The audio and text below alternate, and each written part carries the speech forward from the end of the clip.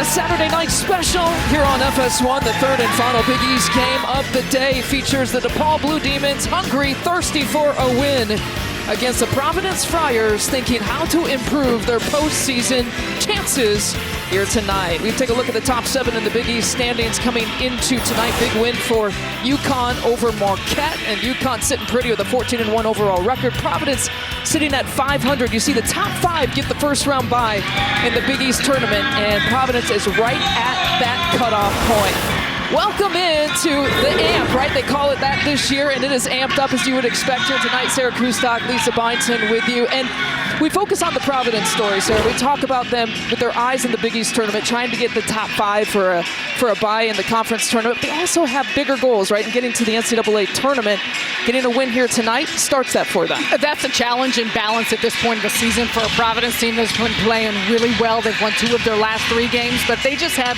3 home games remaining, and Kim English and this group know exactly what it means to approach this game. A DePaul team, you said it, hungry for their first Big East win of the season in the same manner they would with the hopes of what they want to accomplish down the line. So we shift to our starting lineup, sponsored by Jeep. There's only one for the DePaul Blue Demons. This is the 7th different lineup, but the first time we've seen this lineup this year. Jeremiah Oden will be coming off the bench for the first time. You've got Devin Carter, who is a Conference Player of the Year candidate. Josh Aduro is averaging about 26 points per game in February. He's been absolutely fantastic, in particular in the last couple of games that he has played. And so Providence coming in a 16-9 overall record, 500 in conference play. The DePaul Blue Demons have only picked up 3 wins and 0-13 in conference play. They've got 7 games left here in the regular season. Have an up and down year where they have lost their head coach, Tony Stubblefield, and trying to rally here on the road. Amica Mutual Pavilion on a Saturday night where we saw UConn knock off Marquette. We saw Creighton knock off Butler earlier here today. What will happen between DePaul and Providence here tonight?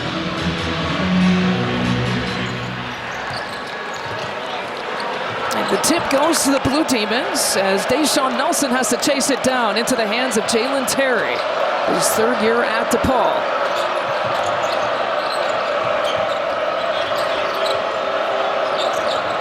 Chico Carter Jr., we're told, will actually be available here for the Blue Demons, coming off the bench here tonight. 8 seconds here to shoot. Patient possession for DePaul. In and out on that look from Henley. And that's where Providence does a good job of trying to force you into the shot profile that they want. Deep attempt for Gaines. Ticket Gaines wearing that mask on his face for the first time. Didn't hesitate taking his first shot. You gotta get your feel as a shooter, Lisa B. You know that. We were talking to him at shoot-around. How's it feel? I guess if you make the shots, right, it feels pretty good. Necessarily known for his 3-point shooting, 29% coming into tonight, but knocks down the first look. Well, it'll take about 1 or 2 a game, but I think the important thing about that stretch factor is that it opens up the floor and changes the complexion of how Providence can play offensively. You know that he can get it inside, but that type of consistency will help, and man, did he have a big second half in that win against St. John's.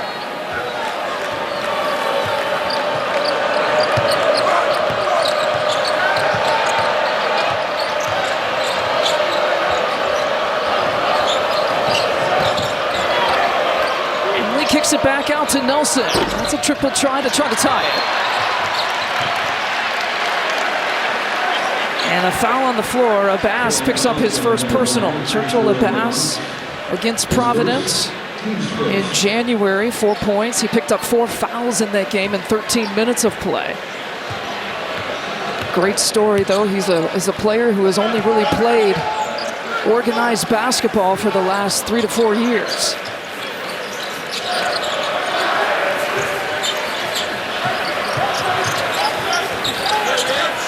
Barron getting his 4th straight start for Providence. Aduro turns and faces. He's got a quick spin move. 6 seconds on the shot clock. Knocks it down, and Abbas taps it away. It's a good quick hands because Aduro was getting the positioning that he wanted. Ball movement here for DePaul. They're 0 for here to start. 0 for 2 in their first few possessions on the deck. And It'll be a jump ball. It'll be Providence basketball. And that's what a big part of this is, just the hustle and the tenacity that you're going to see this Providence team play under Kim English. Kim English, we talk about the wins that Providence still needs to boost up that NCAA tournament resume. There's also losses they can't have, and that's why this game here tonight is so important. His first year as the Providence head coach, taking over for Ed Cooley, who moved on to Georgetown. 35 years old, you see, the youngest head coaches in the country.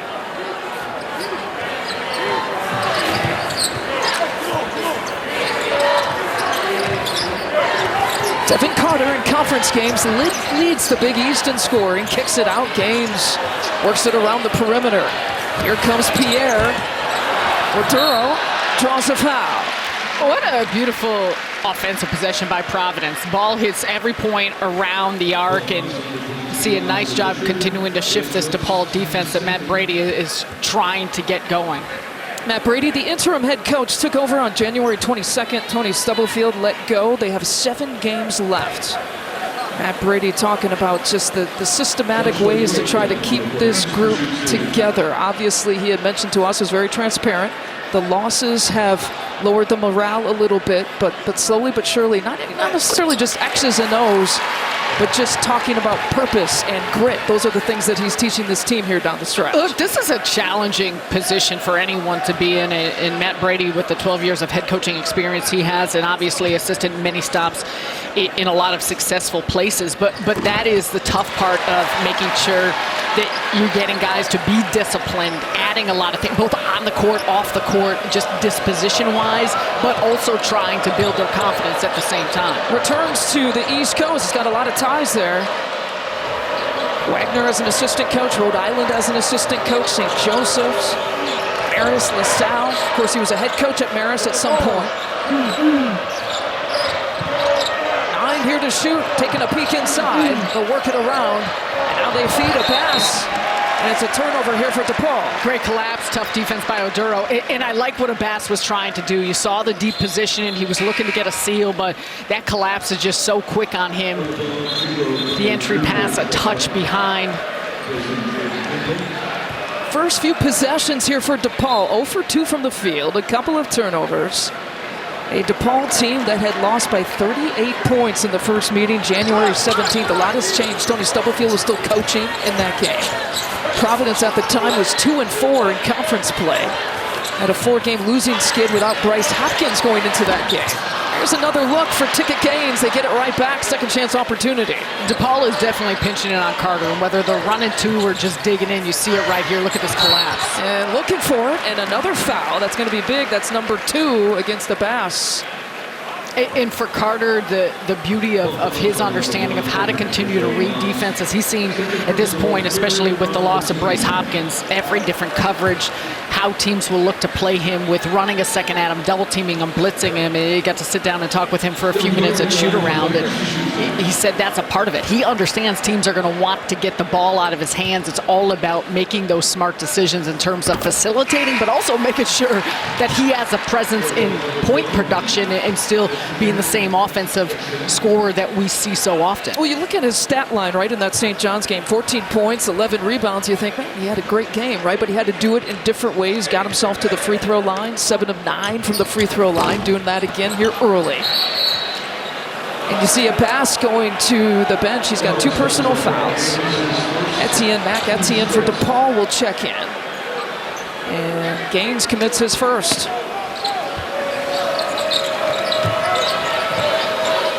So Abbas out, he stands at 6'9". Etienne is about 6'10", 230 at the 5 spot. No KT Ramey for DePaul. He's out in concussion protocol. Didn't even make the trip, is watching from home. Chico Carter Jr., again, we're expected to see him. He's in the game for the first few minutes, and knocking down the three-pointer is Jalen Terry, his 14th straight game with a 3. Great to see from Terry for DePaul, and he's shooting nearly 46% from 3. They desperately need that type of shooting because there has been a lack of consistency from that area.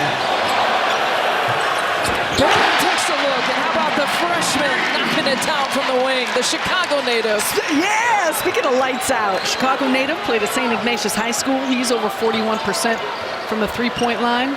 You guys were bonding about that, weren't you? Well, you know what? One of my besties, my big bro Kendall Gill, who you may know, played in the league for a while. His son played at St. Ignatius with Rich Barron, and get a little bit of DePaul action here going. Finally seeing some shots go through, and has been an important part against this Providence powerhouse that's keep rolling here early.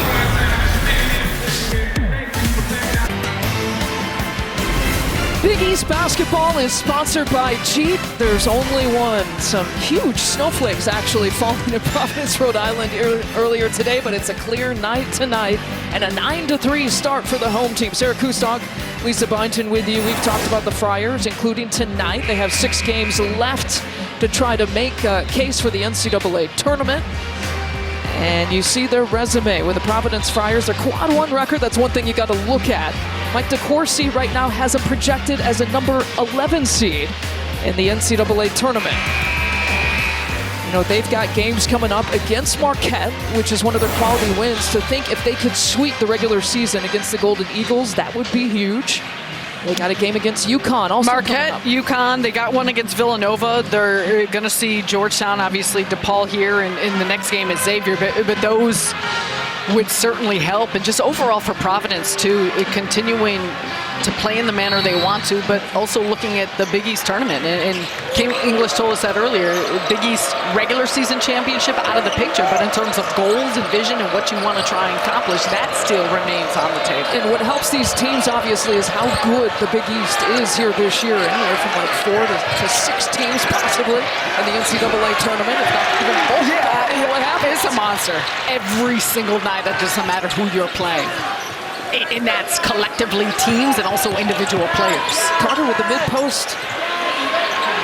And working around the Pierre for 3. They're looking for the 3-point shot. You know, I actually emailed Mike DeCourcy today. Just to get his most recent thoughts. Did he respond to you?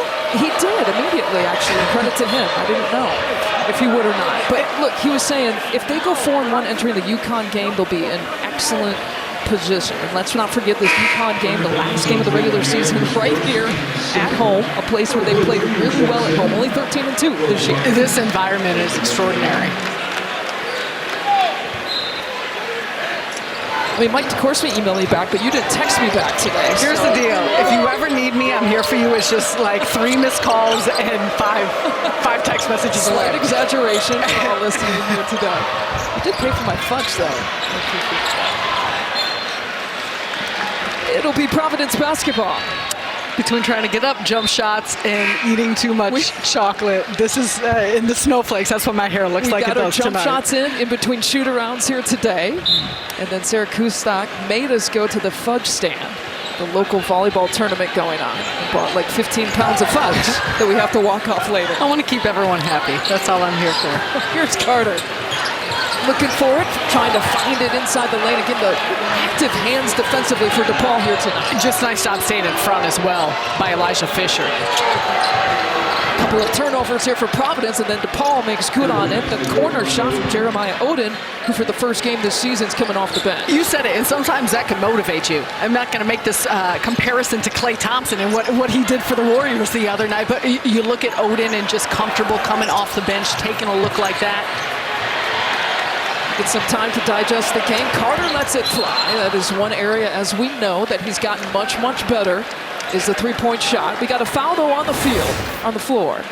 And it's also so important turning defense into offense. You see right here just Carter trying to work inside, and you got multiple players that poke from behind. And what does it do? It allows you early offense. Jeremiah Oden steps into that 3-point shot, a good look from the corner. He's at just over 31% from 3, but he struggled as of late. The reason why he is coming off the bench, but there's an opportunity now for him to have a little bit added comfort, for DePaul to try and find those early opportunities off of some defensive stops. Providence, all their shot attempts and makes have come from 3-point territory. And a turnover there, the third turnover here for the Friars here tonight. DePaul's boxes and elbows. They want to protect the paint. They don't want to give easy looks on the inside. They're obviously protecting against the drive. Providence thrives when they're knocking down 3-point shots, but so far the Blue Demons have done a fairly nice job in just their coverages and how they continue to shift. Providence tried to break up the handoff. Here comes Jalen Terry, pulls up from mid-range and drills it, and Terry has got 5 points, 5 of the first 8 points for DePaul. And we're talking about Odin coming off the bench. You can't underestimate what Chico Carter Jr. being back does just in terms of a boost of energy for a group. In and out, yeah, Chico Carter Jr., the last time he actually played was January 17th against Providence. Had a cracked rib, here he is, pulls up. In and out, had a good look at it. Actually played about 3 games after that injury happened, and then decided he got to sit it out for a little bit. But Duro for 3. He's got a couple of those here early in the first half.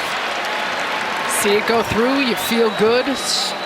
Straight on shots, and also you see DePaul hanging back. They're dropped, so there's a lot of room for him to take those shots. He's a career 26% three-point shooter, but doesn't look like it tonight.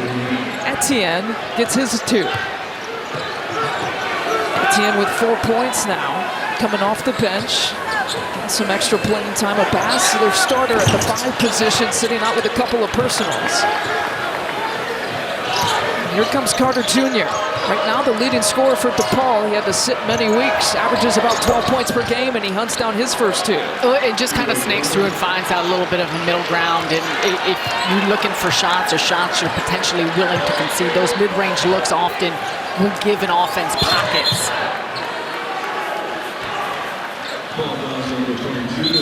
Yeah, we got a foul against Elijah Fisher. That's his second. So Josh getting a little bit of foul trouble. Yeah, and Josh Oduro has been lighting it up from deep. You see a shot at the top of the key this time. Etienne does a nice job just stepping into the shot, into the paint this time. Same type of area, that middle look inside the paint. And for many defenses, you're willing, you want to take away 3-point shots. You don't want to put a team on the line or get into the basket. So there can be gaps in that area. Only shots, Providence with a kickball here. Providence has taken 10 shots, all from 3-point territory. They've made 3 shots, all from 3-point territory. That's their work in the field right now. And that's part of the growth and things with this team of, that's good. You want to put up 3-point shots, but you see DePaul in this zone, continuing to try and penetrate, work inside. There's another 3-pointer, I guess, if they fall, right? Exactly, just like I said. Another corner look, and Devin Carter, obviously a guy that you want to see taking those shots. But even if DePaul's switching up what they're doing in their defensive coverages or going to zone, it shouldn't mitigate you from still trying to work those inside-out plays. Terry hunting down another. That's a long 2. His foot was on the line. Brian O'Connell, Matt Potter, Mike Palau are our officials here tonight, all over that call.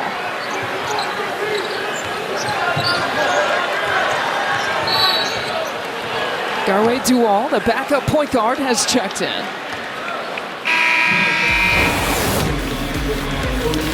Devin Carter has been the guy for Providence since Bryce Hopkins went down, and you see it right here, knocking down 3-point shots, doing a little bit of everything. He's been a big part of the success for this Friars crew. Got the lead here early. 15-14, 11:31 left to play here in the first half. Sarah Kustok, Lisa Byington with you. We dive into the Matt Brady DePaul huddle and listen up.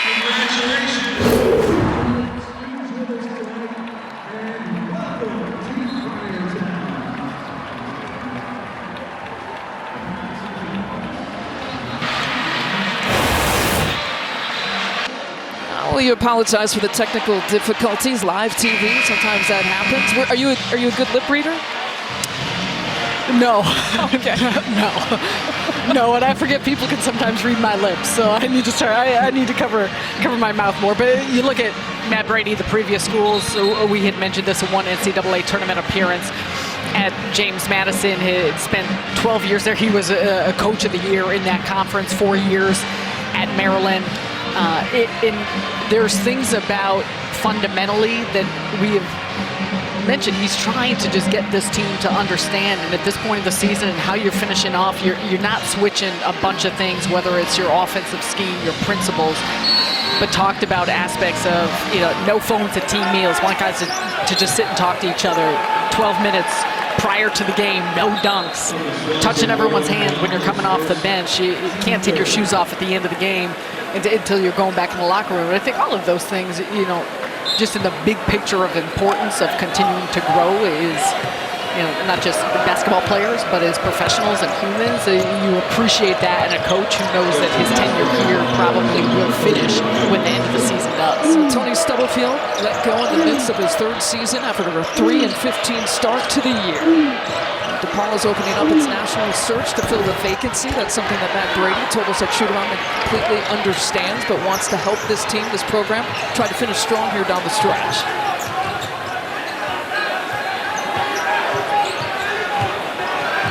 Inside 11 minutes left to play here in this first half. The quick pushover to the wing. It's Corey Floyd Jr. And we got a foul on the floor. And once again, you're seeing DePaul in that zone, and Carter does a good job of how deep he gets, but he's got two guys around him, still making the pass on the inside. Unfortunately, Castro not able to capitalize and finish that, but it's still the movement, and you see some great hustle. Take a look at number Jalen Terry got tied up. Terry was whistled for the first personal foul. You see bodies kind of flying there on the baseline as Rafael Castro will go to the free throw line.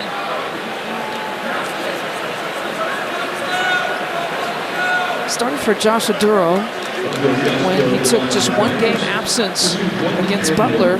Congratulations to him, just becoming a father, the birth of his son. So Castro took the place, his first career start in that Butler game, and narrowly gets the bounce there on that free throw attempt.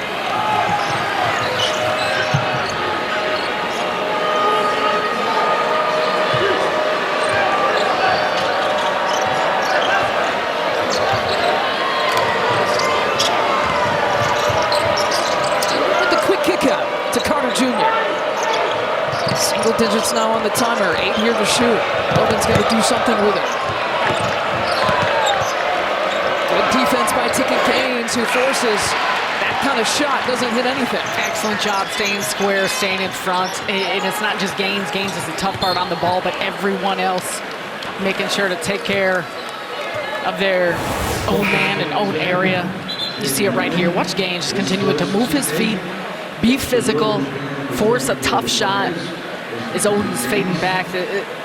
Overall, just a really nice defensive possession for Providence. Look at the mask there for Ticket Gaines. Again, this is the first game that he's wearing that. He had to get stitches after hitting his head on the floor in the first possession in that St. John's game, but he's also trying to protect his nose. He got hit in the nose recently as well. The decision is up, though. He's got choices for his mask, so he's... Yeah, he also said when he went back, the first question was about, can I go back in the game? And I love that. Right, when he hit his head on the floor. But overall, that's tough to play with him. I did briefly for a little bit. I had some issues getting some teeth knocked out and nose, but you have like a black eye or something? I had a lot of things throughout the course of my collegiate career. Garway Dual picks up his second personal.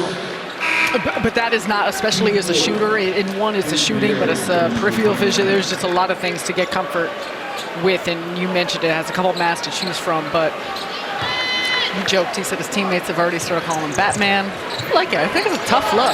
Tough to play with, but tough look. Get excited about the mask stories when you see players bust them out. Rip Hamilton, never let it go. He set the standard, right? Carter Jr. taking a peek at the bucket. 6 here to shoot. Carter Jr. floats it from the baseline. The first lead here for DePaul, 16-15. Floyd Jr. off the mark from 3. And it's important to remember, DePaul has been in games. They've obviously not won. They haven't been able to close out. But for Matt Brady and this crew, it's all about can we make it a close game? Can we give ourselves a chance? And we're still very, very early in this one. But they have done that against some top-level teams. Shoulder shake, trying to draw the foul. Tough shot. There for Nelson and the putback. And DePaul gives it up. I am curious if Providence is going to take a 2-point shot here before the first half is complete. That's another 3.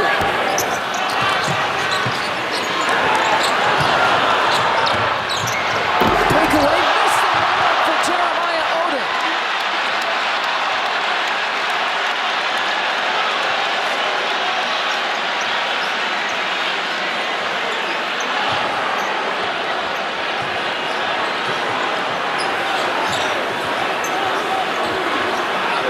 Oduro being bodied up by Deshaun Nelson.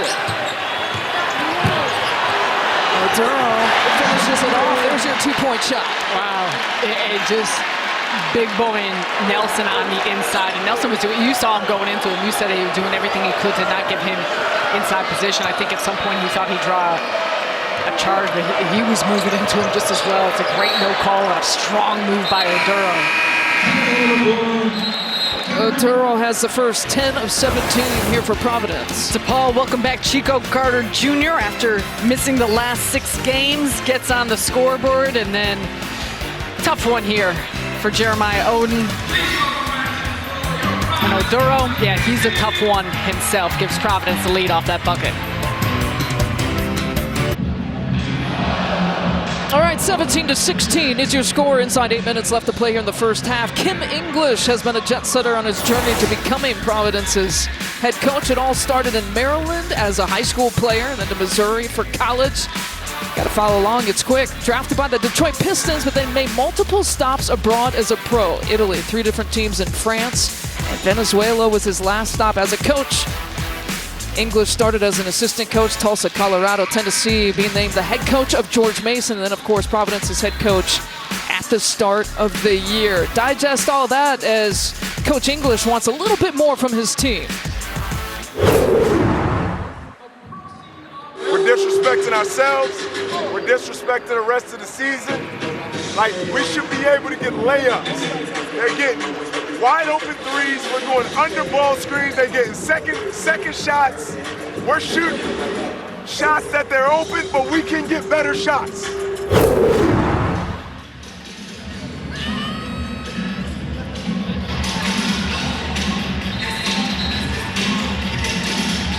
You know, you talk about the field goals, we talk about the 2-point attempts and the 3-point attempts, and Coach English is saying that, look, you know, 14 of our 15 shots have been from 3-point territory, playing into the hands for the DePaul Blue Demons here tonight. And you love everything about what he said in the directness of it and about disrespecting the season. And that's what this is about for Providence, not just the big picture, but about how they approach and the process they go about each and every game. And we saw the stops with King English being everywhere.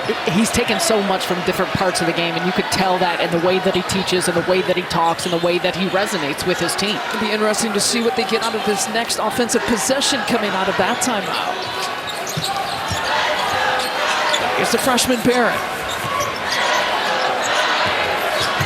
Uh-oh.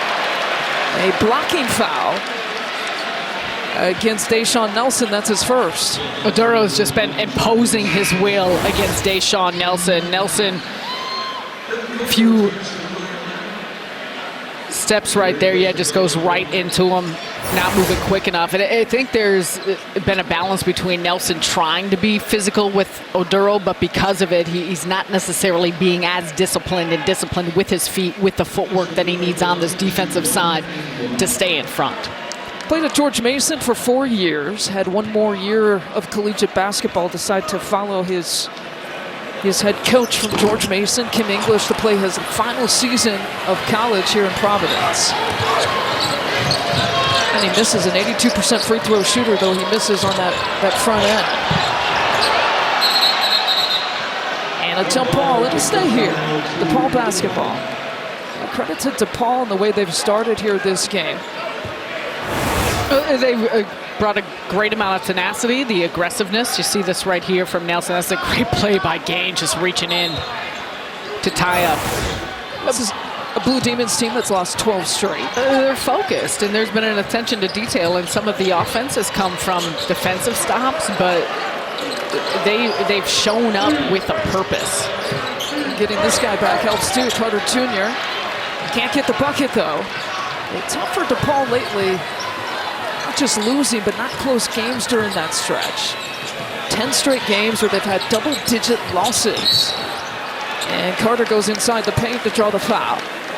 And you said goes inside the paint. That's what you want to see more of. For as much as we're talking about DePaul doing a good job staying in front, they've showed some zone. They're trying to make sure to play boxes and elbows and pack it in the paint. They're still driving lanes and areas for this Providence team. And Nelson's worried about Oduro on the inside, just jumps away. Carter has some room in picking up the foul, but whether it's through passing, whether it's through penetration, the shifting and rotating of DePaul's defense, that's exactly what you want to do to continue to create some more quality looks, and that will open up the three-point shot as well. But the volume of three-point shots that they're taking is something that you got to have some variance as you're attacking this Blue Demon defense. Bryce Hopkins, who's out for the season. You see the numbers that he has had. The man we just showed you there on the sideline, his father, Anthony, who's an assistant coach there in the red sweater.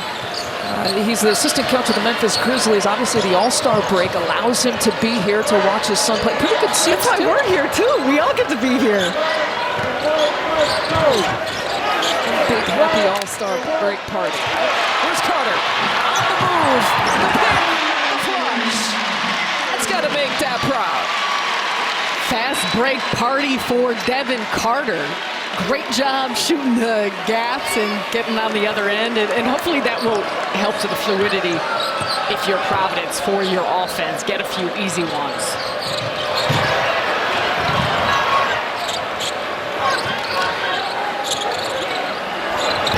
Henley with the triple try. Offensive rebound, put back, you can score the bucket. And Deshaun Nelson will have an and one coming. He looked over at Matt Potter to make sure that the basket counted. There was a quick look before he was potentially about to say something. He said, okay, cool. And you see it right here, staying with the play, just reaching over the top of Carter. Yeah, clears him out a little bit with the elbows and then gets hit on the shot going up. And Deshaun Nelson, a player, started 17 games this season and has not necessarily, he's been putting up a lot of points, a lot of numbers, but I think for Matt Brady, and we've discussed this, just trying to push the right buttons or figuring out, and he said it very frankly as we're talking about what the future will look like for DePaul, what it looks like in terms of a timeline, a coaching search. He said for the next staff to be able to have an opportunity to see different players, see what they could do, and for him as well to see what the combinations may look like to try and get something going, because I think at this point it is about can you break that and get a Big East win? Can you do it to have a little bit of pride, at least at this point in the season? Nelson leaves it short. Guy who's back in the starting lineup and is coming off the bench the last 7 games.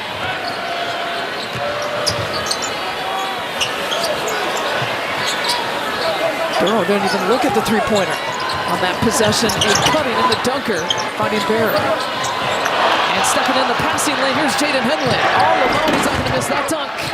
And Henley in for 2. There was a quickness in the rotations and a connectivity by DePaul off that possession. So how they continued to collapse and even move as the ball was moving. 5 turnovers here for Providence in this game in this first half. Duro with a little shoulder shake. He's got that killer spin move for 2. Feet work. Excellent job. Felt the body of Etienne, where he was at, how long he needed to be patient before he dropped.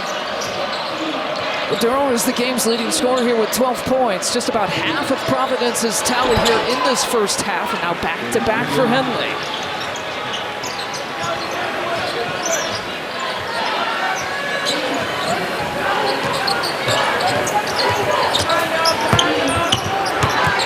Carter found ways to get it done in the last game against St. John's. And walked with it on the pump fake. Castro shuffled his feet. And Carter is saying shoot to Oduro. And you can understand why, because he created a wide open look for him. And he had knocked down, 2 or 2 early. So what you would want to see is for him to at least continue to force the defense to have to step out, in particular how much they're creating traffic inside the paint. As tight as this game is, this is the reason why Kim English talked to us at Shoot-Around about preparing for this game in DePaul, not preparing for the record, not preparing like we beat them for the first time by 38 points. But the respect that this team has, he told us we expect like a wounded and hungry DePaul team to show up here tonight, and that's what we're seeing. That's how they've played. Carter using that screen, rattles home the 3-point shots. And Carter's in double figures with 11. We saw him draining those earlier at shoot-around, but to that point, there's still an element of human nature and still an element of looking at a record, and you saw some of that early. Sneaking in for 2, Elijah Fisher actually had a pretty good game against Providence back on January 17th. 9 of 11 he shot in that game from the field. Spent some time with Team Canada at the 2023 FIBA U19 World Cup. He's had a nice showing. He's someone that has promise here with this group. Carter looking for it, and Castro gets nailed from behind. The sophomore, Jaden Henley, has been doing some work here for DePaul. Off the break, the pick, the throwdown, trying to get the Blue Demons rolling here in the home of Devin Carter in Providence, up by 2 in the first. It's a tight one, 26-24. Sarah Kustok, Lisa Byington with you. About 3.5 left to play here in the first half. Positive Providence fans always bring it. Oduro is bringing it as well. Josh Oduro with the game-high 12 points here tonight. Well, and he's just imposing his will. It started by stretching out the defense early, knocking down 2 3-point shots to see these clean looks. DePaul worried about the paint, and it allowed him some openings, but look at the poise, the power. The step there on Nelson. Nelson's wondering why foul wasn't called, but there was a couple other plays where Oduro understands just how to position himself, understand not only the angles of bodies, but also feeling his defender, and continues to thrive. Oduro and Carter combined for 23 of Providence's first 26 points. It's reminiscent of the Creighton game when they combined for 60 of the 91 points. It's not like Providence is on pace for another 91-point game, but the combination of the two of them, you just see how important it is for their success. Yeah, and even Oduro, I mean, you look at the St. John's game where he had 28 points, 26 of those in the second half, but a big part of how he's able to play off of Devin Carter, and I mentioned it early, just the way defenses are keying in on Carter and him figuring out, okay, how can I facilitate not only for my teammates, make sure to get Oduro going, and it's been a good balance. But it is a challenge when you think about the fact that you're losing Bryce Hopkins, a player that was so integral to what they did offensively and on both ends of the floor. Out with a knee injury for the season. The last game that he had played January 3rd. Guy who averages about 15.5 points per game at the time is the team's leading scorer or leading rebounder. About 8 or 9 rebounds that he'd get per game. He spoke to the local media for the first time yesterday since the injury. Ironically, actually, Hopkins had his knee surgery. He's a Chicago native, so when Providence played at DePaul in Chicago, he went home to get his surgery taken care of and was home for about 2 weeks. Right here. Gets smacked in the face, yeah. Looks like the arm of Floyd. Gets Fisher, yeah. Oak Park native, went to Fenwick High School. Obviously a great career there.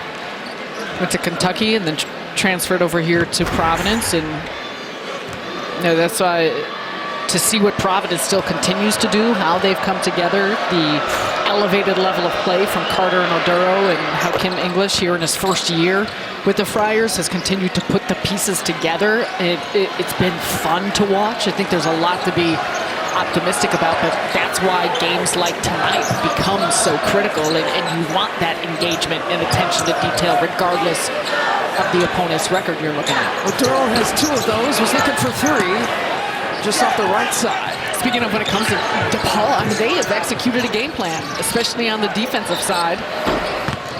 That was Oduro's first miss, by the way, here tonight.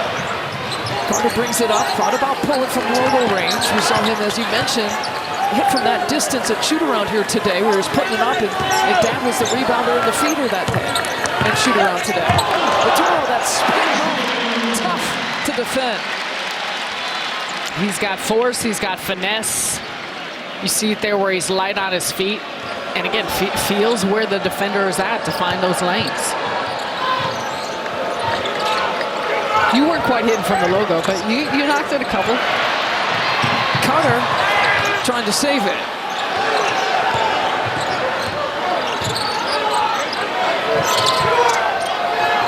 Three-point look not there, and Carter pursuing the defensive rebound. I think they might get him from up top. We got a technical foul. I think it's on Brian Carter. O'Connell calling a technical foul on one of the Providence players, I believe. So here's the nice spin move. Just discards Etienne off that play for a little finger roll by Oduro.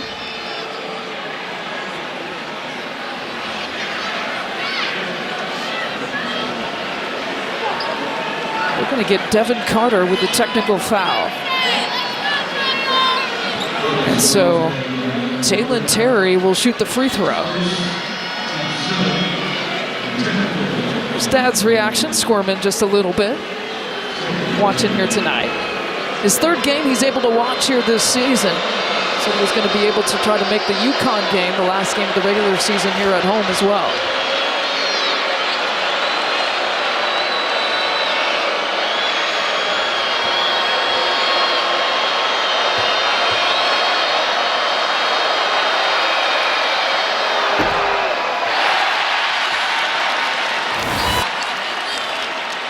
Take a look at what happened off of the miss. Carter was whistled for the personal foul there. We got second technical?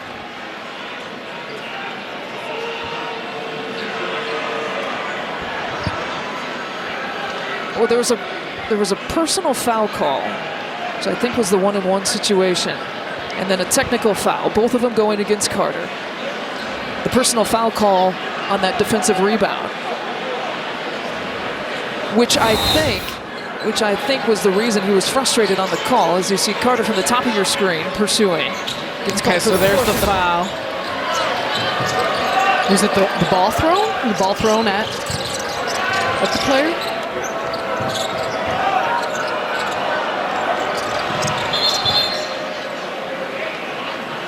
Got an official's timeout.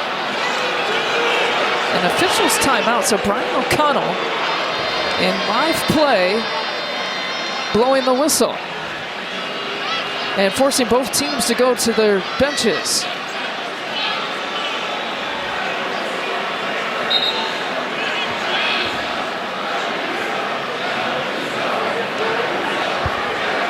We are getting word now that the technical foul is confirmed. What you thought about throwing the ball. Yeah. By Devin Carter. He was upset for getting called for the personal foul. I'm not sure what the stoppage of play is here. Shot clock is under review.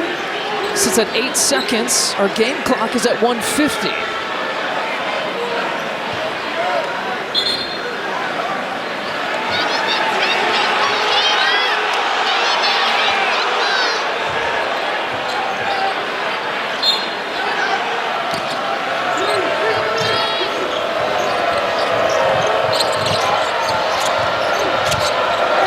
Driving and draws the foul. Duro his first.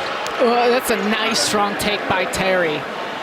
And you mentioned it, shot clock winding down. You got to do something. You got to go quick. And he goes right at the body of Oduro. And if there's someone you want to try and get into and potentially start to put in a little bit of foul trouble, he's a guy you see.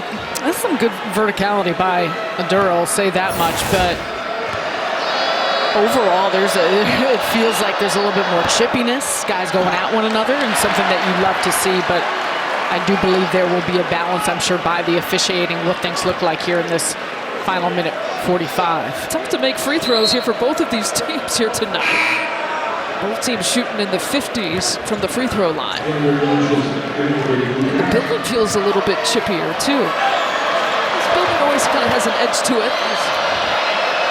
Exactly what you want from your fans. These fans bring it, and on a Saturday night here on FS1, 9 points now for Jalen Terry.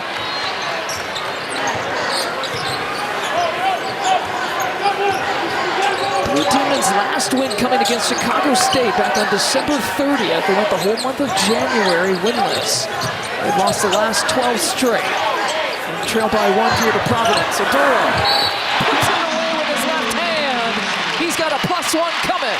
And Oduro gets the and one opportunity, but that's an excellent entry pass by Corey Floyd Jr. Look at the setup. You got spacing and balance on the floor.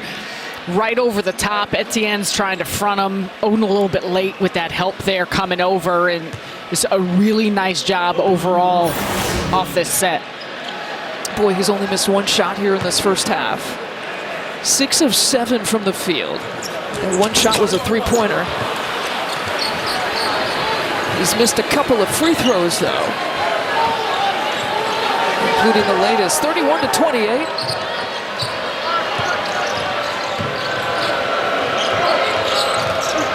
Almost about 60 seconds left to play here in this first half. Terry with a miss. Duro with another rebound. Here comes Carter. Carter between the legs. Duro with the screen. Pump fake by Barrett. Carter left all alone. Sidestep, three-point. Look how he drills it.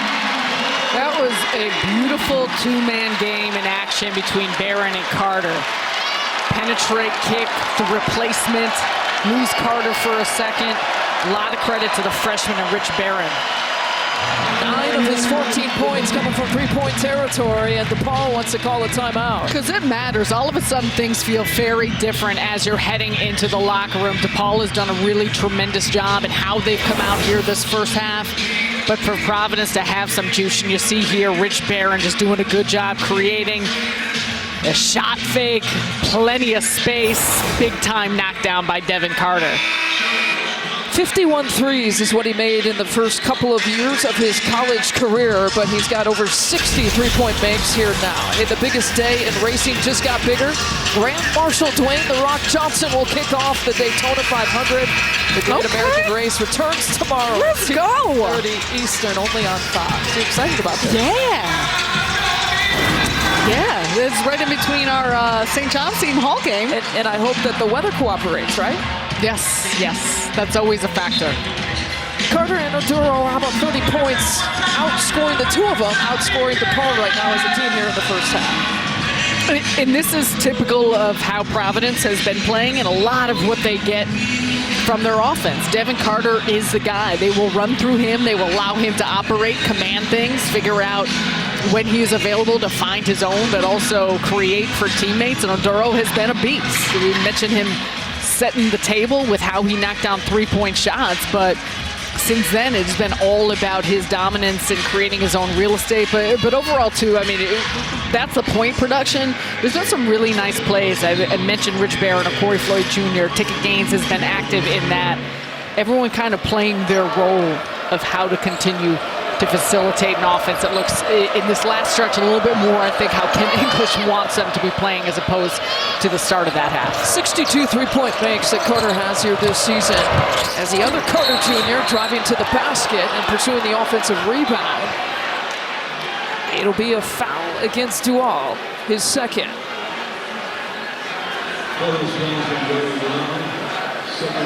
Etienne to the free throw line. And I mentioned the feel that you have going into the locker room. DePaul calls a timeout. Nice set run out of it. You get yourself to the line.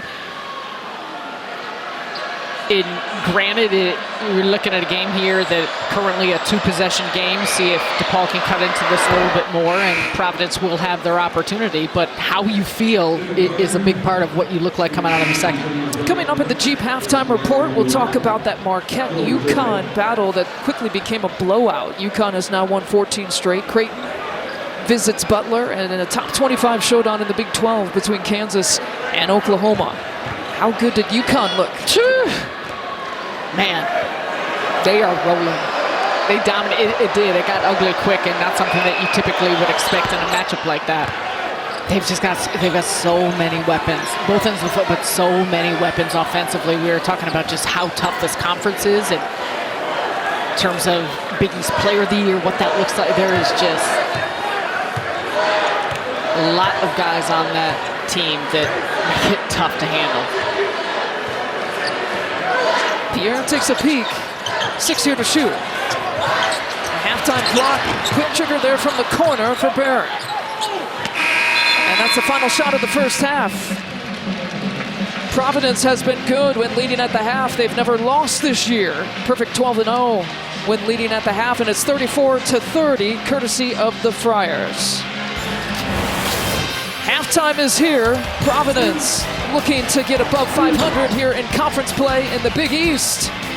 And DePaul looking for a much-needed win here on the season. Send it out. We'll talk about the first half when we come back. All right, Saturday night in Providence, Rhode Island. The stat comparison is sponsored by Jeep in the first half. There's only one. Field goal percentage is up a little bit by Providence, who attacked the paint a little bit more in the final few minutes of the first half. But the turnover story, 7 turnovers here for Providence, has certainly 8 points off turnovers. DePaul has tried to take advantage of that. Sarah Kustok, Lisa Byington with you here at the half. And we anticipated, in fact, even Kim English had anticipated a hungry and wounded DePaul team. A DePaul team that had lost 12 straight. But the turnovers forced is certainly keep them in this game in the first half. Well, you look at the accuracy from the field for DePaul, and it was not high. How were they able to generate offense? It's because they created it out of their defense. There was just some good quick hands getting in passing lanes. They did a good job of protecting the paint and how they were trying to shrink the floor.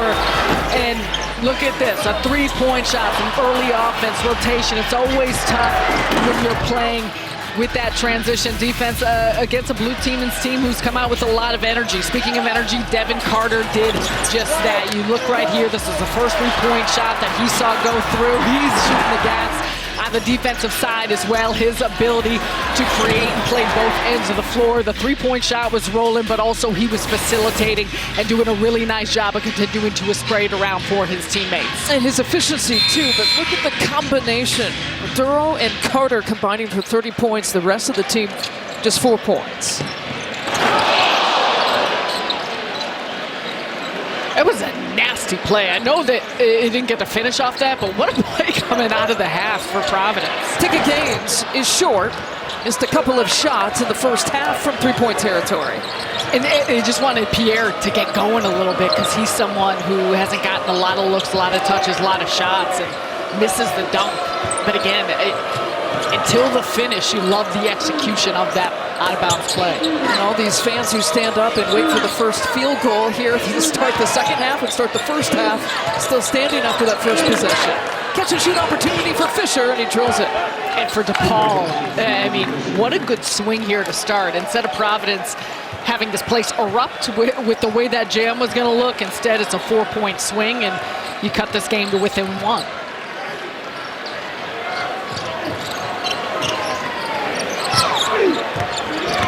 Adoro with that spin move, pump fake, still looking for it, finds it. Another 2, Adoro's got 18 points. We continue to say it, but he is so good at feeling where his defender's body at and when to make that spin move, when to get underneath the basket. He had 2 players on him. It did not matter.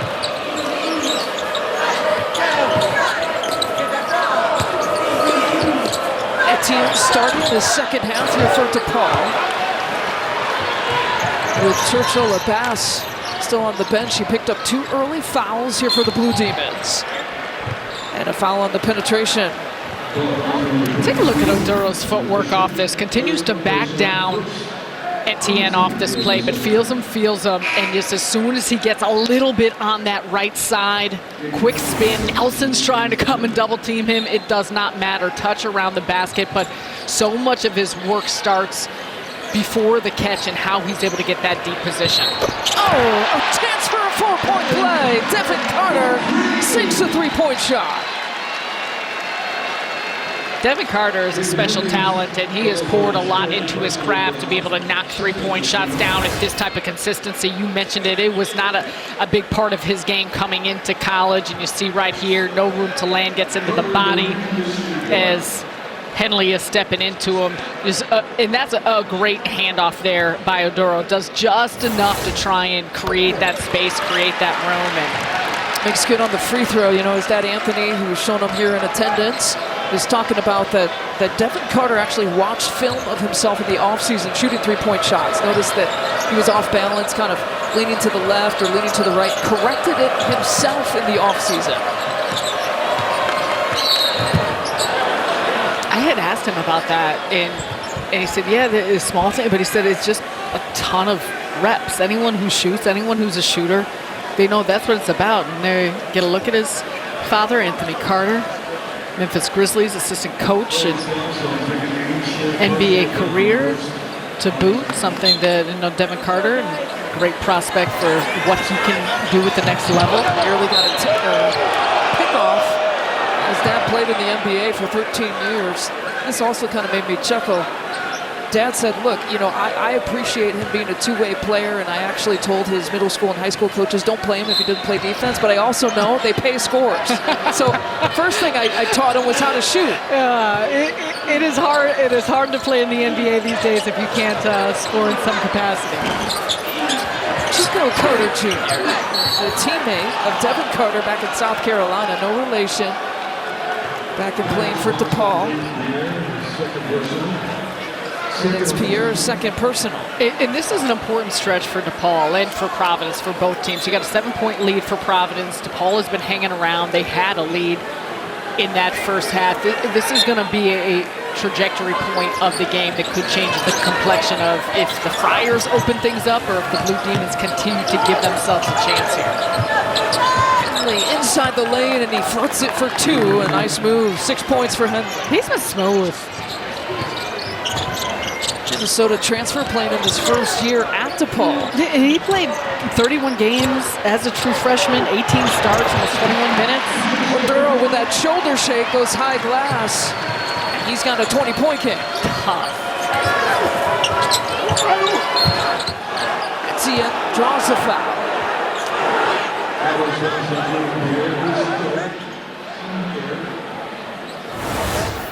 First, Jaden Henley. This is a sophomore. You mentioned it's been his freshman year at Minnesota. And look at this. We're just all about the spin cycle here tonight at the AMP.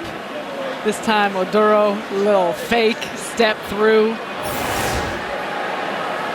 He's so fundamentally sound with how he gets those shots off. Yes, he has size, 6'9", 240. Spent those 4 years at George Mason, but at the end of his dribble, just understanding how he's going to get a shot off, and such great touch too. Etienne, we mentioned, is starting this second half in the place of Churchill Abbas.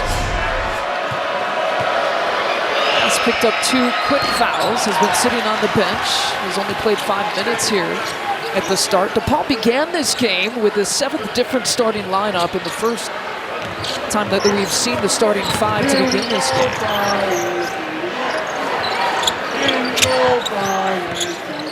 Duro's got the hot hand. He's going to challenge Etienne once again. Kick out. A look for Pierre. Not there. Put back. Not there. Providence getting a couple looks.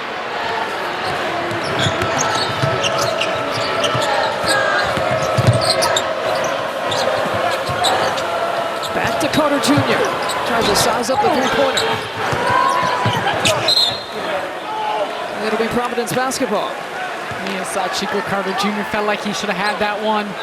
Nearly 38% from 3. It was deep, but he did get a clean look.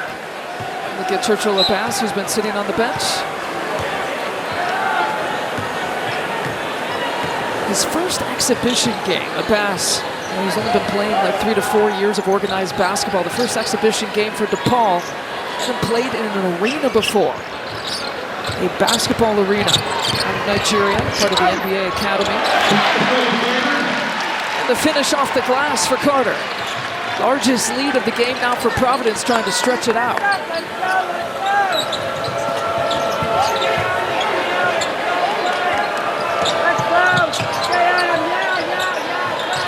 Carter with the quick hands. Etienne stays with it. Here comes Carter Jr., who floats it. Give credit to DePaul. They're doing a good job of just being poised, patient. They're getting inside the paint. And we mentioned that middle ground area, finding some of those pockets of the mid-range looks. They've been knocking down.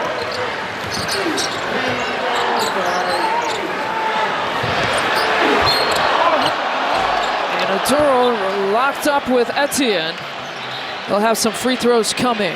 Well, today in the college basketball world, we lost a Hall of Famer.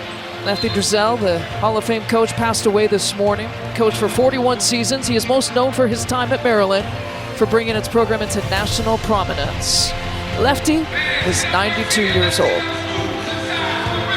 There's only one. A lot of history, a lot of basketball history. Dave Gavitt, his name hanging from the rafters, his name on the court, Dave Gavitt Court as well. And on this date in history, February 17th of 1979, Dave Gavitt's final win as the Providence head coach, defeating Rhode Island 84-74.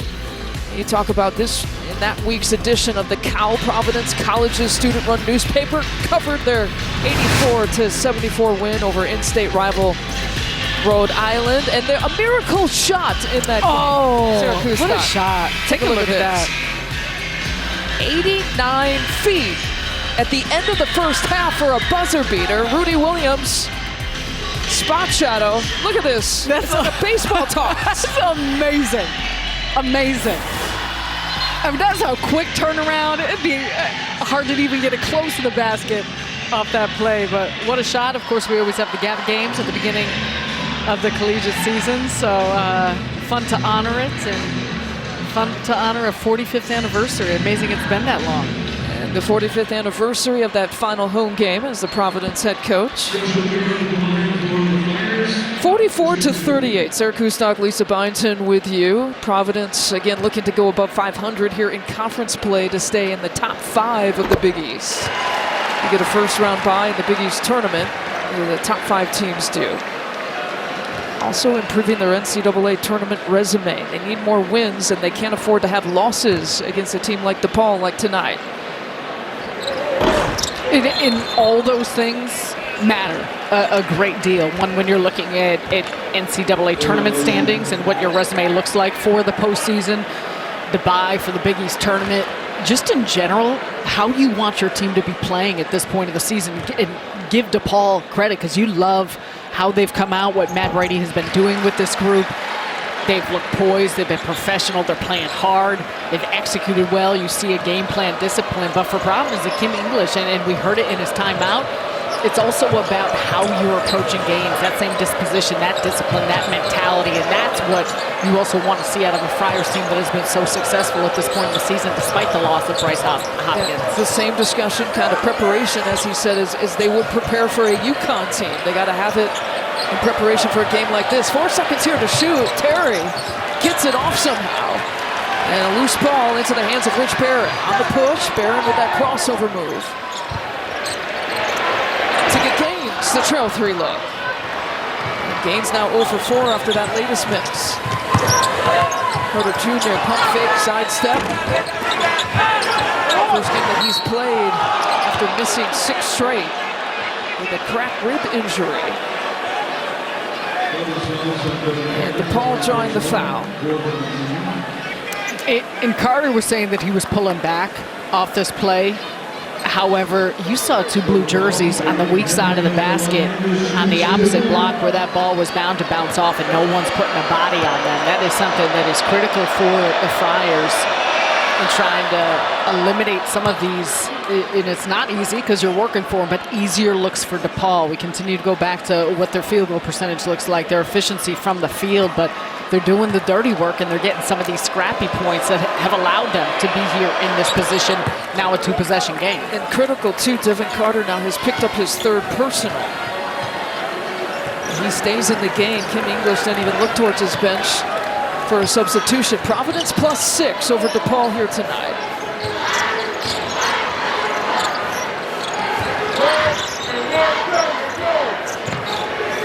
Here's Carter. Left in this game with the 3 personal, steps it back. Maduro, that double team coming into a cutting Gaines for 2. Excellent play, and all loading up on the strong side. So you have Devin Carter, where the defense has got to respect him, the gravity he has. Maduro on the inside is a great cut by Gaines because there had to be an opening, and that was it. First field goal here for Gaines. Ties the largest lead of the game here at +8. Abbas draws the foul, gets the contact, and he has a free throw coming.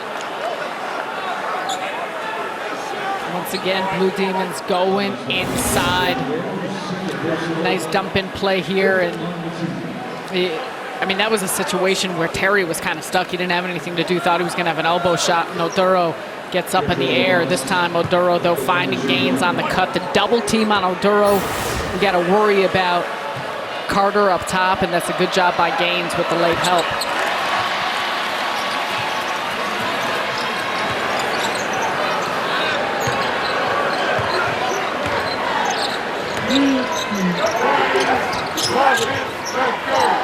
Carter takes a peek inside. DePaul tries to deflect the pass. Providence will take it out from the baseline.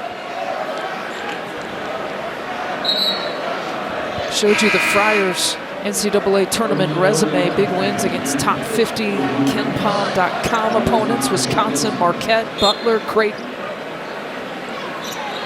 A couple of bad losses, Kansas State and Nova on the resume list. Trying to ward off DePaul here tonight. Gaines passes up the three-pointer. Jump hook with the left hand. Oduro goes down a little bit awkwardly and draws a foul.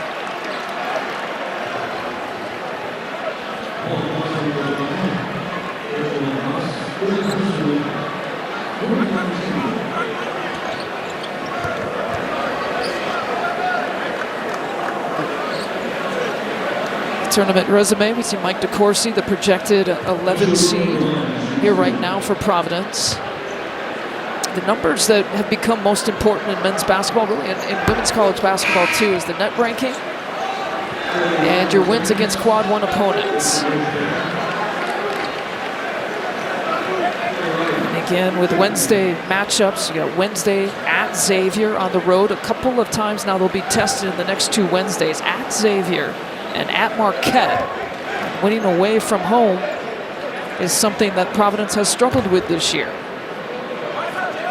And that's not easy for a lot of teams. I mean, especially a home court and an advantage you have. We've talked a lot about this environment, but just trying to replicate those type of things, and you approach it the same, you do the same things, but sometimes it just does not feel the same, and if shots aren't falling, that in moments can affect your defense.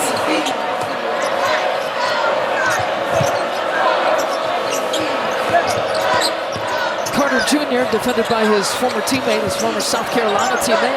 Carter against Carter. And Carter Jr. tries to get him up in the air. How about that with the block? And then commits the foul.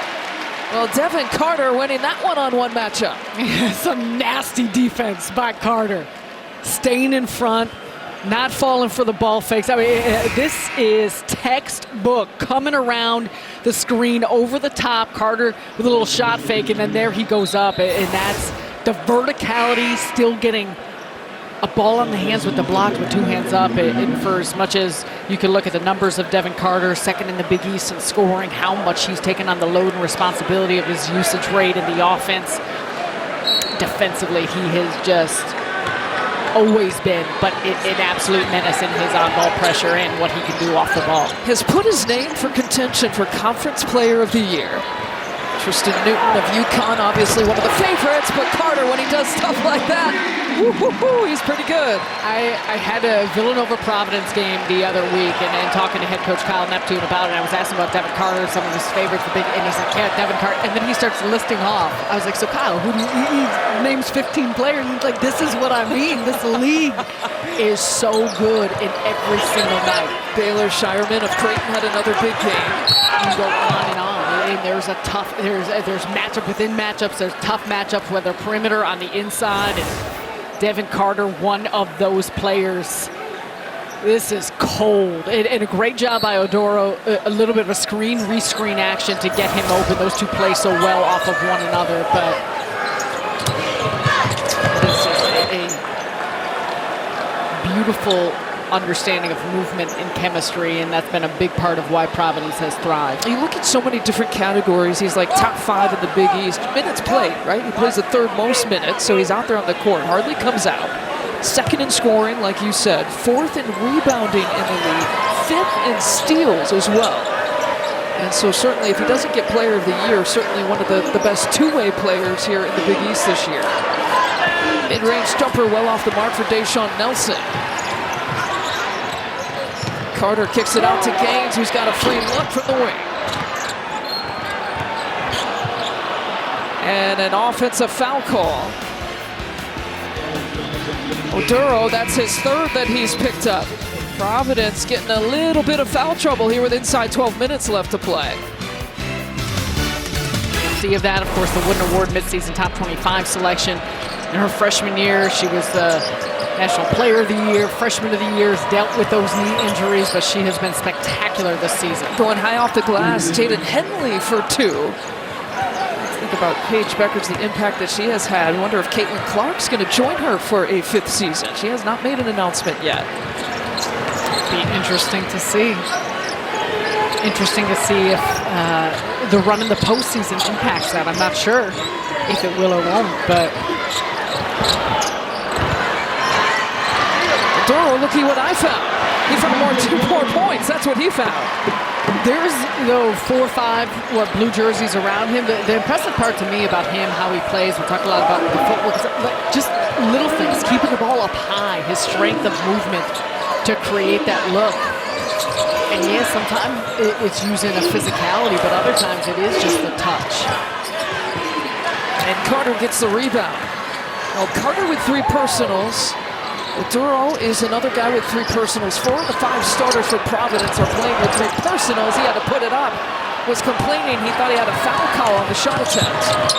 Spin move back the other way. Jalen Terriley misses the shot.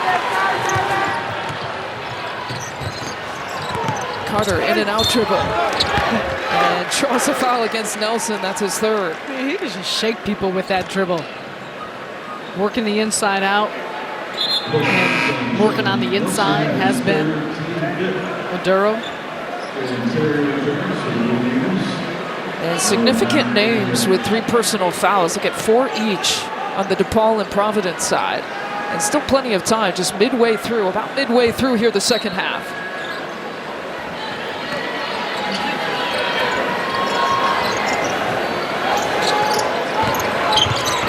Between the legs for Pierre. Over to Floyd Jr. for 3, not there. Offensive rebound, second chance opportunity. Ball is loose, the tap out.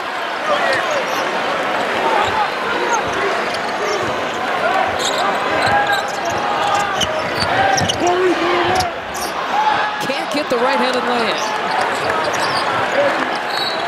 One, DePaul has been really active, and I know Providence doesn't retain a possession there, but trying to get a few extra for his team. And 2, the Friars have gotten to the cup, and they've gotten in places just not executing the finish. And I keep mentioning it, but just pivotal points within a game. 10-point game here, 10 minutes left. That's a lot of time. And so for the Friars, can they continue to build on that and open that up, or will, as Matt Brady told us about earlier, just give themselves an opportunity here down the stretch? Fisher with the back down, all kinds of contact off the glass for 2. In recognition as well, we showed the individuals the list of players with 3 fouls. Recognition by both teams, what that looks like and who you want to go at and target and attack on the defensive end. Sometimes that doesn't always line up with a mismatch. Oh, sneaking in. Garway Dual, you talked about, he's been aggressive here today. He's got length, he's got a quickness to him. There are certain areas, of course, that need to be shored up for him to earn and have that time on the floor, but you can see the rawness and you can see the potential that he brings. Backup point guard, has always played point guard his entire life, averages about 19 minutes, comes off the bench for Providence, and a traveling call against Henley.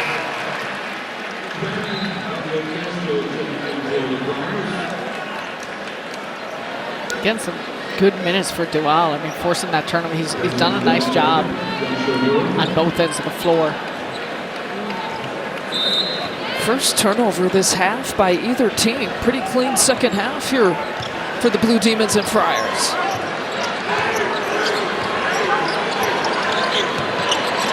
Time without Carter on the floor.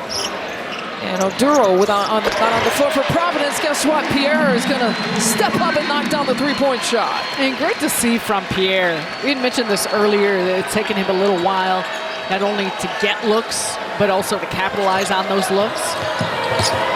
Largest lead of the game now for Providence. Carter Jr. flips it up. What a shot. Body bucket and 1 for Chico Carter Jr. Tough finish on the opposite side. He goes quick along the baseline and realized he was going to get some contact and puts it up strong. Take a look at this. He first goes past Pierre and just had his eyes on the basket, but a tough over-the-top take. And Pierre at the other end, though, knocks down a three-point shot. And that's just his first. Is that his first? Is my iPad updating as yours is? Yes, that was just his first. Just keep it. You're connected to the Wi-Fi, I'm right? keeping you on your toes, Lisa B. I got to keep track of my stats and your stats? Just make sure the Wi-Fi is cooking. DePaul brings it across. As I mentioned, no Duro or Carter in these last few possessions. Both of them on the bench right now for Providence. The two leading scorers who have combined for 48 points right now. 48 of the 59 for the Friars. Etienne, post touch, not there.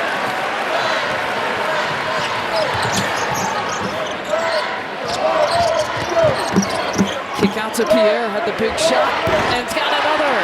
Back-to-back, Jaden Pierre, 6 points. And you see it go through and you start feeling good, and Pierre does a nice job stepping into that. And that's an aspect of he understands who's going to get a lot of the looks, the primary looks when he's in with the starting lineup. But with both Carter and Oduro on the bench, authoritative in this take, just steps right into it. And Providence trying to open up this lead and give themselves some more breathing room behind the bucket of Pierre.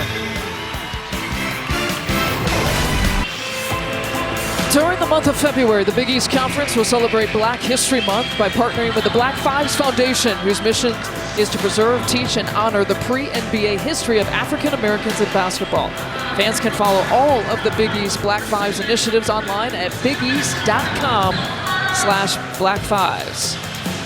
62-48, 7.5 left to play between Providence and DePaul, the third and final Big East game here on this Saturday. Sarah Kustok, Lisa Bynes with you, but Providence stretching it out to its largest lead. How they got it done the last few possessions? Well, in doing so with Carter and Oduro on the bench, and Duala's come in, given some nice minutes with his length, with his ability to attack, and then Jaden Pierre, who's been doing his job, but a little bit quiet in terms of point production and shot attempts, knocks down two big three-point shots. And so you mentioned Providence being able to open this up, and if you could do that with your two best players on the bench, that's a big factor here.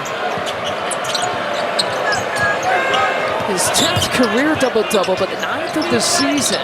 23 points, 10 rebounds, and they remain on the bench coming out of the timeout. And the basket's good for Elijah Fisher. Strong play by Elijah Fisher.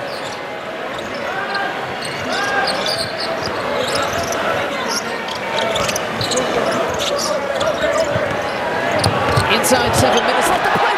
Monstrous finish. Rafael Castro with the big boom. That's a strong play by Castro. Carter liking it. 14-point advantage for Providence. Largest lead of the game. Much tighter here in meeting number 2 between these two teams. And back-to-back for Elijah Fisher. Mentioned that he played pretty well against Providence the first meeting. Yeah, he did, and I'm impressed with him. He spent his freshman year at Texas Tech, from Toronto, played for Team Canada, represented the national team in the FIBA U19 World Cup, and got some good time, good production there.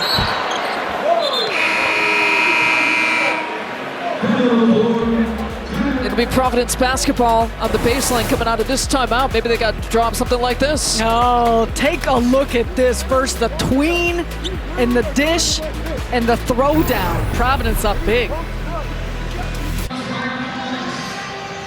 Largest lead has been 14. It's plus 12 right now. Providence over DePaul. Above and Beyond, sponsored by Jersey Mike's. Be a sub above. The two top scorers have combined for 48 points here for Providence, but look how efficient they're doing it here tonight. Excellent. And that's the biggest key of all of this. A good balance, too, with how they've been scoring. The rebounds, you mentioned the double-double by Devin Carter. It's been a major factor against this DePaul team. But overall, it's how Providence operates offensively. But what I like most is these numbers are impressive. This lead has been extended and opened up with those two on the bench. And that's what you want to see for a Providence team. We've talked a lot about their postseason hopes. the complementary players, other individuals understanding how to fill those gaps. Duro has checked back in, and he gets another bucket. I'll say this too, I've been extremely impressed with the after timeout plays that have been run by Providence and by Kim English and his crew, and whether they convert on them and make them, or if not, they have gotten so many clean looks. And as encouraging as it is, to your point, Duro and Carter had stayed out of the game when Providence was able to extend this lead. Friendly bounce there for Jaden Henley. But how encouraging it's got to be now for Providence to insert those two players back into this game. Yeah. And then DePaul is like, man, we were trailing by the largest lead of the game, and now these two are back. Hold on a second. You know what? Credit to Paul, though. You keep saying they've been playing hard. They've been playing well. Pierre's been hot in the last few minutes. He's got 3 triples. Quick work for Jaden Pierre for Providence. And DePaul is in that zone, giving them room. We saw a lot of that early, and Providence taking a high volume of three-point shots. Pierre gets a good look and capitalizing. All 9 points coming in the second half. He's 3 of 4 from shooting from three-point territory. Canes leaves it short and leaves it hanging on the front of the rim.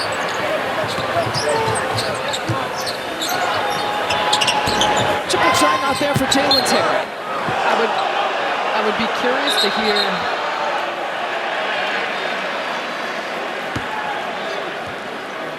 it'll be Providence basketball. I would be curious to hear from Ticket Gaines after the game. We talked to him about wearing that mask, the comfort level of that, having multiple ones that he could potentially try, but how much he feels like that may be affecting his shot. Yeah. Whether it's the looks at the rims, the three-point shot. It's a little thing, but it makes a difference. Oh, for sure. 1 of 8 shooting from the field. It's still trying to hunt down his first three-point mate. And, you know, maybe everyone has those nights, but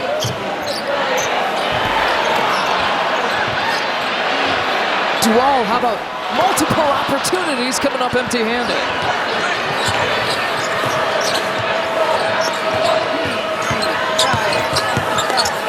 Carter Jr., it'll stay here. DePaul basketball, 21 seconds left on the shot clock.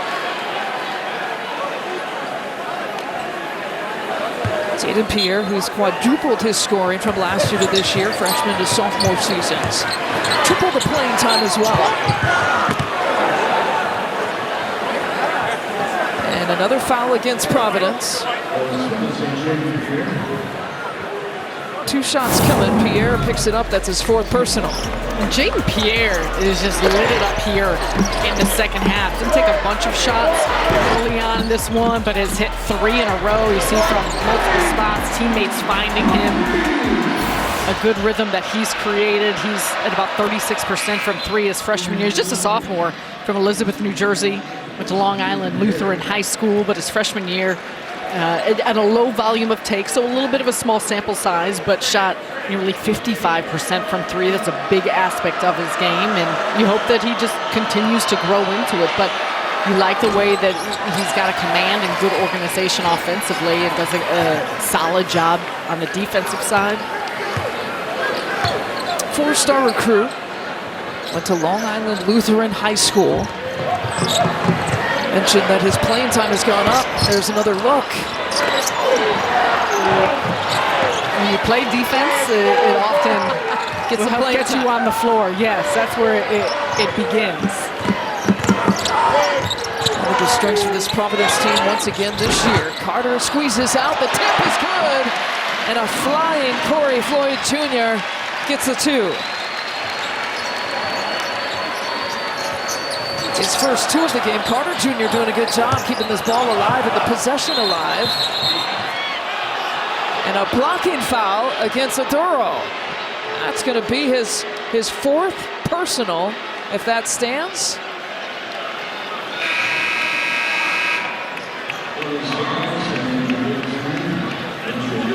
We'll sort it out when we come back. 71-55, your score. Corey Floyd Jr. sorted out this miss, flying through for the finish.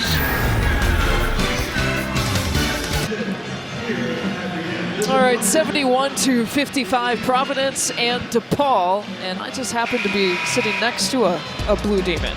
Did you play? I did. Back there you are. There's evidence of it. Oh, yeah, there I am. You're 21. 21. I had a little bit. This was actually the other pit. That was the tail end. I got cracked in the face. I lost some teeth, but the tail end of a black eye, and I was so proud. They didn't send pictures out as much as they do Is there now. any chance that we could, do that? Circle the black eye. This was like a month later. It was still. It was nice and black for a good portion of probably December and January. Maybe that's why. Maybe that's why no And boys. you didn't wear a maybe mask. that's why no boys asked me out. Maybe that's why I couldn't get a date. That would add to the stock, right? Maybe. Yeah. You know what? But yeah, DePaul with Doug Bruno, who has had. And look at this a good tradition. tremendous You were run. 21 back in the day. We've got number 21, Deshaun Nelson, at the free throw line. Present day. Yes, that is true. But no, DePaul, Doug Bruno, I know we have gotten an opportunity to call many of his guys. I was an assistant coach with him for a brief time. To this day, he'll still call him and share love and yell at me some if I mess up on things. You still are, involved and communicate with people in the DePaul community. What needs to? I'm putting you on the spot a little bit. What needs to be done to get this program back on track? Well, I think there's a lot of steps to it. I think the first thing. I mean, I'm a Chicago kid and obviously played basketball at DePaul, and there's a ton of pride for that. It was, you look at the players like Bobby Simmons, Quentin Richardson, Max Strus now in the NBA, who I get to see all the time and talk to quite a bit about the program. And there's a lot of steps that need to be taken, but Chicago is a hotbed for players, and it's recruiting is a big aspect. I know the coaching search is on. Dwayne Peavy has come in, and the practice facility, the new things being built, Wintrust Arena. But it all starts with establishing a culture and a level that shows steps towards success, and I think that's where the Blue Demons are trying to get to at this point. And it's not easy in the Big East. We know that, but you also see schools in a city, in a great city like that, who have found ways to thrive and to be successful. Carter, shoulder shake baseline, let DePaul in his dust. Whew, and the Friars are pouring it on. Tremendous job. We talked a lot about defense to offense, and we're seeing that here in the tail end of this game.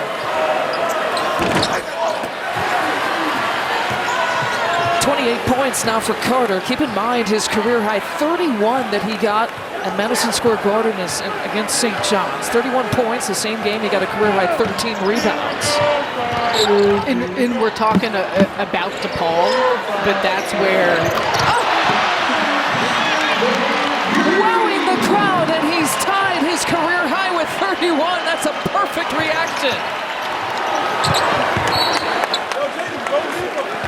Devin Carter is special, a special talent. We already mentioned the double-double. His 7th three-point make. Take a look at this. I mean, just comes off the handoff, nice screen here set. It almost loses it.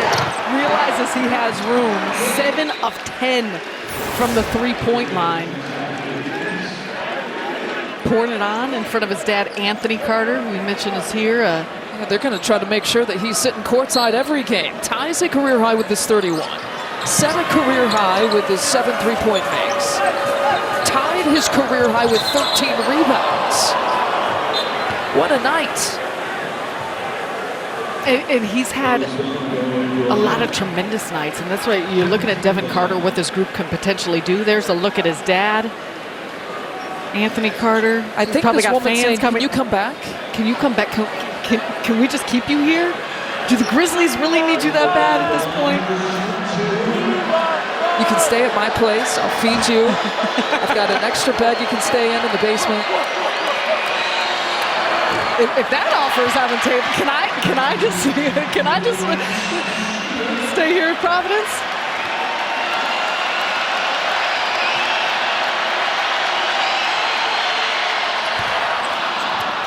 If you look at the combination, we were talking a lot about what Carter has done, especially in the second half, but the combination of he and Oduro. Give credit, though, when they were on the bench, the Friars extended the lead behind some big shots by Pierre, what Floyd was able to do, Barron with some solid minutes, and where we're circling too, is you take a look at Devin Carter. Yes, it's about players, but also the coaching aspect is such an important part of a program. Kim English here in his first year with the Providence Friars.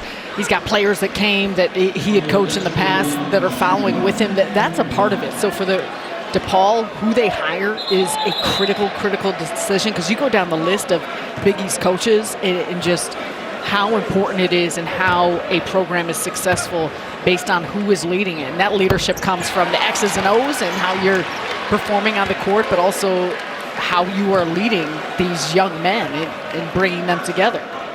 We look at the remaining games here for Providence, an opportunity against 2 top 5 opponents in Marquette, looking to sweep that regular season series. Again, Mike DeCourcy, conversation with him today, he said the trip to Xavier feels pivotal to me. They need to be better and have a better road record, and that would help a lot. But he feels like if they, in that stretch, go 4-1 going into that UConn game, as Henley sinks the three-pointer, he thinks they'll be in excellent position in terms of just a bubble team here this year. 15 points for Henley.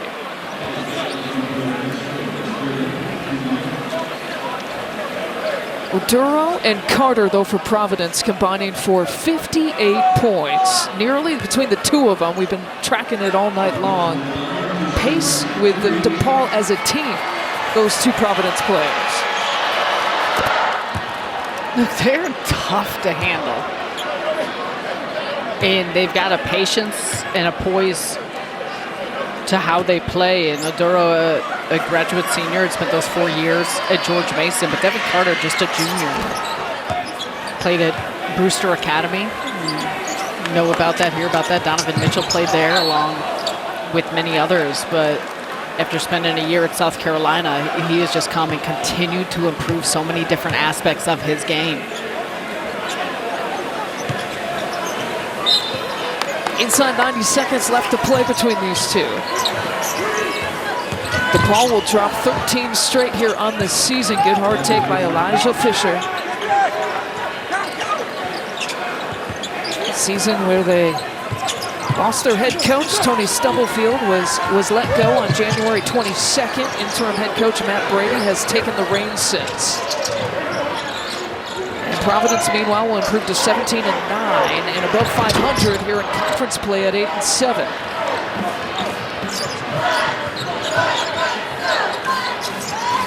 Catch and shoot opportunity. And Keandre Young was getting some run here on shoot around with the backups. Might get some increased playing time. Again, no KT Ramey, who's in concussion protocol for DePaul here tonight. And a timeout for Kim English, and Providence want to talk about this last 2 inside. There's always a teaching moment, right? Even with 52 seconds left. It always matters. And we were talking about Providence having that comfortable 20-point lead, now cut to 13. And it's about, yes, in the moment this game, but also we're talking NCAA tournament. We're talking Big East tournament. We're talking about big picture. These moments matter. A 10-0 run here for DePaul. And a timeout here for Providence. Well, a career-high night for Devin Carter. Tied a career high with points. Tied a career high with threes made. Set a career high with threes made. And tied a career high with rebounds here tonight. Woo, he is nice. Take a look at these plays, the variety of how he's able to get off these shots, the scoring aspect of it. He was so efficient from the three-point line. And looking at 31 points, 10 of 14 from the field, 13 rebounds. And I don't want to say it a slow start, but he was a little bit quiet early, and he got involved in the game with his facilitation. And Oduro really set the tone in how he was commanding on the inside. But Devin Carter he's one of those players that doesn't get sped up. He's got a burst, and of course, great quick first step, but working the pick and roll game, he can create for himself. 3-level scorer. There's so much to like about his game. Got to be the defensive side. Let's start with that. Yeah, one of the best two-way players here in the league, if not the best two-way player. Kim English said too much is given, much is expected. And he has handled being obviously the first line on every scouting report here this year. Here comes Pierre with the kick out. 2 all for 3.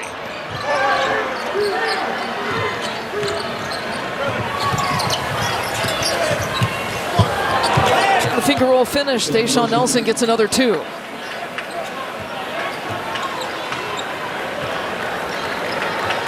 Final few seconds.